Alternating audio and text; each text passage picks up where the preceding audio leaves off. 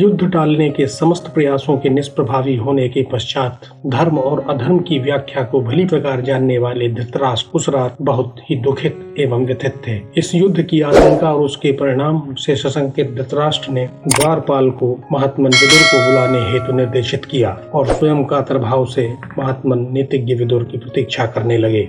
कुछ समय पश्चात महात्मन विदुर उपस्थित हुए और अंजलि बांधे चिंतामग्न महाराज धृतराष्ट्र से बोले, हे महाप्राज्ञ, मैं विदुर आपकी आज्ञा से उपस्थित हूँ।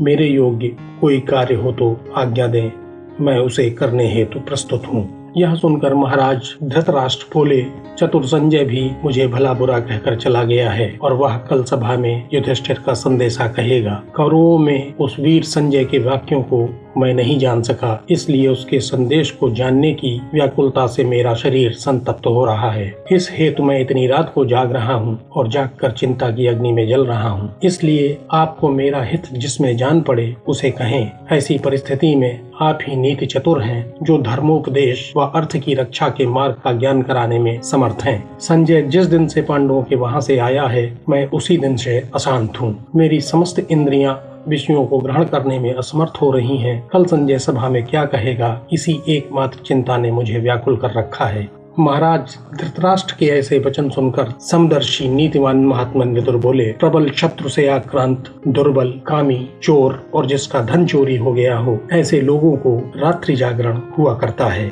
हे राजन, उपरोक्त वर्णित महादोषों में आप किसी एक का शिकार तो नहीं हुए हैं या दूसरे का धन हड़प लेने की इच्छा तो नहीं हुई है। महाराज धृतराष्ट्र बोले, मैं धर्म से युक्त सर्वोत्तम कल्याण देने वाले वचन सुनना चाहता हूँ, क्योंकि इतने बड़े राजवंश में वर्तमान में आप ही एकमात्र हैं जिसकी प्रशंसा बड़े बड़े विद्वान करते हैं। महात्मन विदुर बोले, जिसमें समस्त राज लक्षण विद्यमान हो वही राजा तीनों लोकों का स्वामी हो सकता है। इस तरह के गुणों से युक्त और अपने निकट रखने योग्य युधिष्ठिर को आपने वन में भेज दिया था। धर्मशास्त्र के मार्मिक विद्वान होते हुए भी आप नेत्रों से हीन हैं, इसलिए राज्य के अधिकारी नहीं हैं। और वह युधिष्ठिर अहिंसा, दयालु, धर्म और सत्य के मार्ग का अनुसरण करने वाला और आप में सदा गुरु भाव रखने के बावजूद अनेकों कष्ट सहता है। दुर्योधन, सौबलकर्ण और दुशासन आदि में अपने शासन की बागडोर रखकर आप अपनी विभूति का कल्याण कैसे कर सकते हैं।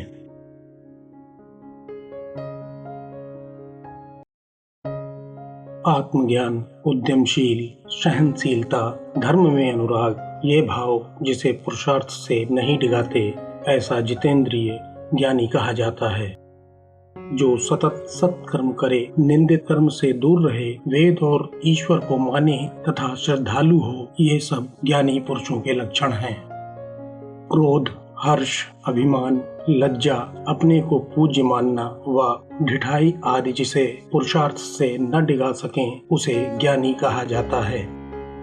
जिसके कार्य या सलाह को शत्रु पहले से न जान सकें, कार्य होने के बाद ही उस कार्य की खबर हो, वही पुरुष ज्ञानी कहलाता है। जिसके प्रारंभ किए गए कार्य शीत, उष्ण, भय, विषयाशक्ति, धन का प्रभाव या निर्धनता आदि विघ्नों के बावजूद अपने संकल्पों से न डिगे, उसे ज्ञानी कहा जाता है।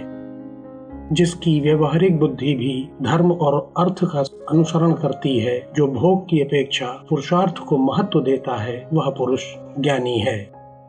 ज्ञानी पुरुष अपने सामर्थ्य की सीमा को जानकर उसके अनुसार कार्य करते हैं और वे किसी का भी अनादर नहीं करते हैं। जो कठिन से कठिन विषय को शीघ्र समझकर चिरकाल तक उस पर मनन करे, वह उसके अर्थ को समझे, बिना पूछे दूसरे के विषय में न बोले, ये सब ज्ञानी पुरुष के लक्षण हैं। दुर्लभ वस्तु की इच्छा न करना, नष्ट वस्तु का शोक न करना, विपत्ति आने पर न घबराना प्रज्ञावान पुरुष के लक्षण हैं। आरंभ किए गए कार्य की शक्ति को स्वयं में धारण कर कार्य आरंभ करना, कार्य के बीच में न रुकना, अपने समय को व्यर्थ नष्ट न करना, अपने मन को वश में रखना ज्ञानी पुरुषों के गुण हैं। श्रेष्ठ कार्यों में रुचि, ऐश्वर्यदायक कार्यों को करना और हितैषियों की अवहेलना न करना ज्ञानी पुरुषों के गुण हैं। जो पुरुष अपना सम्मान होने पर अति प्रसन्न नहीं होता है, अपमान होने पर खिन्न और गंगा की तरह क्षुब्ध नहीं होता, ऐसा पुरुष ही ज्ञानी है। समस्त प्राणियों के तत्व को, समस्त कर्मों के गुण दोषों को और मानवीय उद्योग को जानने वाला ज्ञानी कहा गया है। प्रतिभाशाली वक्ता विवेकशील, वितर्कशील और शास्त्र को शीघ्र समझकर उन्हें व्यक्त करने की क्षमता रखने वाला ज्ञानी कहलाता है। जिसकी बुद्धि शास्त्रानुकूल और शास्त्र उसकी बुद्धि के अनुकूल हो और जो शिष्ट सीमा का उल्लंघन न करे, वह ज्ञानी की पदवी पा सकता है।